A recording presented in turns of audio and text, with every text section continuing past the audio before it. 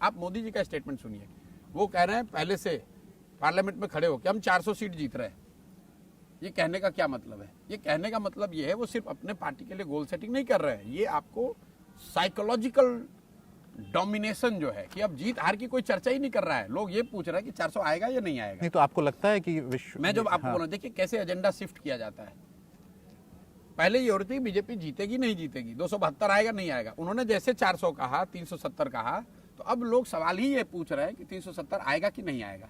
हार जीत की बात ही खत्म हो गई। आप क्या सोच रहे हैं 400 नंबर मैजिक फिगर नहीं आ सकता है, ये तो मैंने पहले भी कहा है। बीजेपी के अपनी 400 सीट कभी नहीं आ सकता। ये तो कार्यकर्ताओं को दिया जाने वाला एक नारा है और एक तरह से साइकोलॉजिकल एक गेम है भाजपा का, मोदी जी का।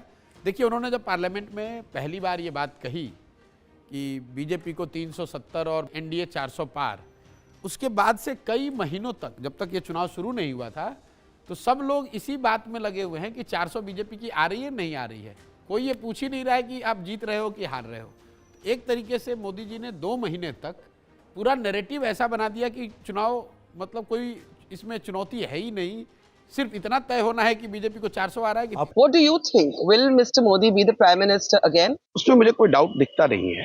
आप जो सबसे कंजर्वेटिव एस्टिमेट्स आ रहे हैं आप उनको सुन लीजिए। योगेंद्र भाई ने एक वीडियो डाला कुछ दिन पहले, मेरे मित्र हैं, और उनके एस्टिमेट को ही मान लीजिए कि योगेंद्र भाई जो कह रहे हैं भैया वही सही है, 80 सीट डाउन, तो भी वो बता रहे हैं कि एनडीए को 268 सीट आएगा, 268। इतना प्रिसाइज तो कोई एस्टिमेट कर नहीं सकता है, लेकिन एक अनुमान उन्होंने बताया कि एनडीए को 268 सीट आ रहा है। तो भाई देश में संवैधानिक प्रोविजन जो है उसमें सरकार बनाने के लिए तो 272 ही चाहिए। अब देखिए ये माइंडसेट का, बेसलाइन का कितना असर होता है। अगर मोदी जी को 268 2014 में आता तो लोगों ने कहा भाई देश में मोदी की आंधी है। आज अगर 268 योगेंद्र यादव जी बता रहे हैं तो वो कह रहे हैं भाई मोदी बिल्कुल खत्म हो गया। ये तो आपने बेसलाइन एडजस्ट कर दिया ना, और ये बेसलाइन आपने नहीं एडजस्ट किया, ये मोदी जी ने चालाकी से आपको एडजस्ट करा दिया। पार्लियामेंट में खड़े होकर ये कह दिया कि इस बार 400 पार। तो लोग ये एक तरीके से भूल गए कि भाई देश में सरकार बनाने के लिए 272 चाहिए, 400 नहीं चाहिए। और 272 आने के बाद कोई ये नहीं कहेगा कि अच्छा मैंने कहा था मुझे 400 नहीं आया, मैं अब प्रधानमंत्री नहीं बनूंगा।